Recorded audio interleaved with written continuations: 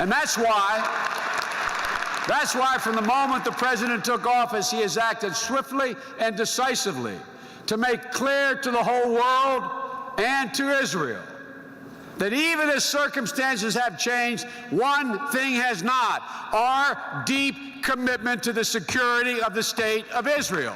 That has not changed. That will not change as long as I and he are President and Vice President of the United States. It's in our naked self-interest, beyond the moral imperative.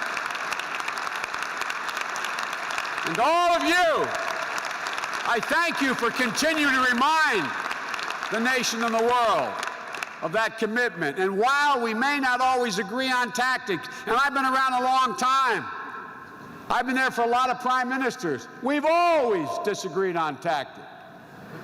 We've always disagreed at some point or another on tactics. But ladies and gentlemen, we have never disagreed on the strategic imperative that Israel must be able to protect its own, must be able to do it on its own, and we must always stand with Israel to be sure that can happen. And we will. That's why we work so hard to make sure Israel keeps its qualitative edge in the midst of the Great Recession. I've served with 8 presidents of the United States of America, and I can assure you unequivocally, no president has done as much to physically secure the state of Israel as President Barack Obama. President Obama has been a bulwark against those insidious efforts at every step of the way.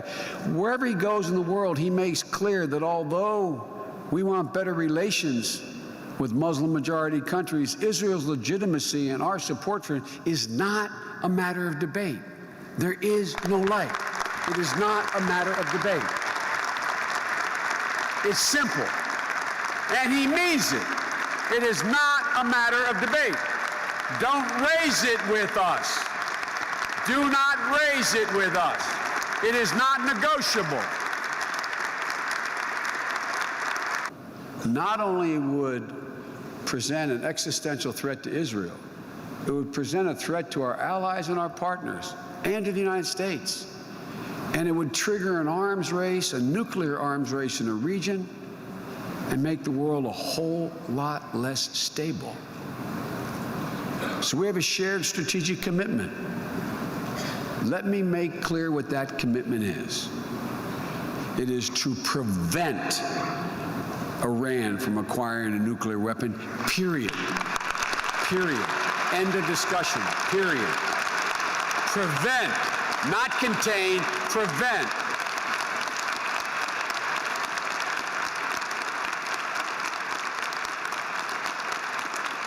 He always says, you know, he'll turn to other people and say, as Joe would say, he'd make fun, as Joe would say, big nations can't bluff. Well, big nations can't bluff. And presidents of the United States cannot and do not bluff. And President Barack Obama is not bluffing. He is not bluffing. I had the great honor, and that is not hyperbole, of getting to meet for the first time, and subsequently I met her beyond that, Golda Meir. She was the prime minister. Now, I'm sure every kid up there said, you can't be that old, Senator. I hope that's what you're saying. We walk out those doors, and we walked out the doors, we stood there, no statements, and we're standing next to one another, looking at this array of media, television and photojournalists, snapping pictures, and we're looking straight ahead. Without looking at me, she speaks to me. She said, Senator, don't look so sad. She said, we have a secret weapon. We have a secret weapon in our confrontation in this part of the world. And I thought she's about to lean over and tell me about a new system or something. And because you can see the pictures, I still have them, I turned to look at her. You know, we were supposed to be looking straight ahead. And I said, Madam Prime Minister, she never turned her head, kept looking. She said, our secret weapon, Senator, is we have no place else to go. we have no place else to go. Ladies and gentlemen, our job is to make sure there's always a place to go, that there's always an Israel, that there's always a secure Israel, and there's an Israel that can care for itself. My father was right. You are right. It's the ultimate guarantor of never again. God bless you all, and may God protect our troops. Thank you.